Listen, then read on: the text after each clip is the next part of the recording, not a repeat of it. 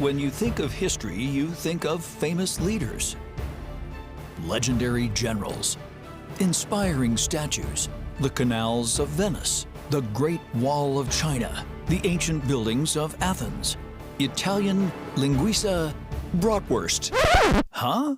What could sausage have to do with history?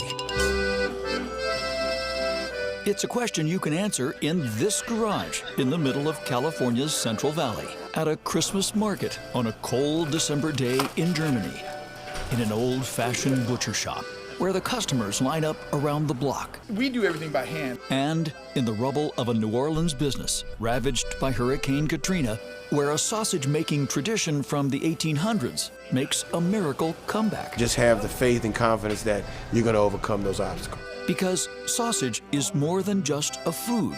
It's centuries of tradition. It's a link to different cultures, a shared experience connecting generations.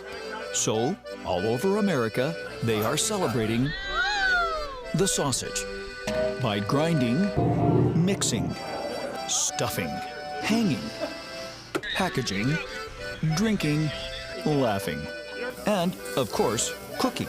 Lots and lots of cooking. And the soundtrack? Well, that could be right out of the hills of Tuscany.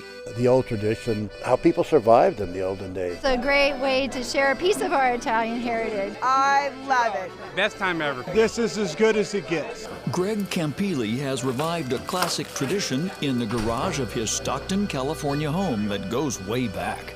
Because, like Ernie Giannichini will tell you, for the old Italians, when winter arrives, it's time to make sausage. The Italians have really, I think, a stronger tradition in making salami and sausage. That's what we used to do this in people's basements so that we could also cure it and hang it in the basement. We did it annually when I was a kid in my grandparents' basement. This old way of doing things is something of a dying art, but not everywhere. Now it's a piece of cake. Yeah. They've been grinding and stuffing the sausage by hand for half a century at Lockford Meat and Sausage. York Peterson says people will drive hundreds of miles to shop here. And born in the Creole culture of New Orleans, Welcome to New Orleans, darling. Vance Vaucresson is at it again, making the sausage his grandfather first created. Begged Mr. Vance, there's no competition to that hot sausage. Greg, Ernie, York, and Vance, and hundreds of others are reviving a rich old tradition.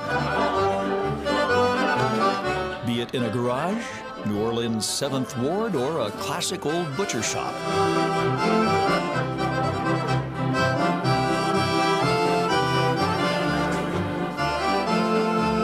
These new sausage makers are saving history, keeping the old ways alive.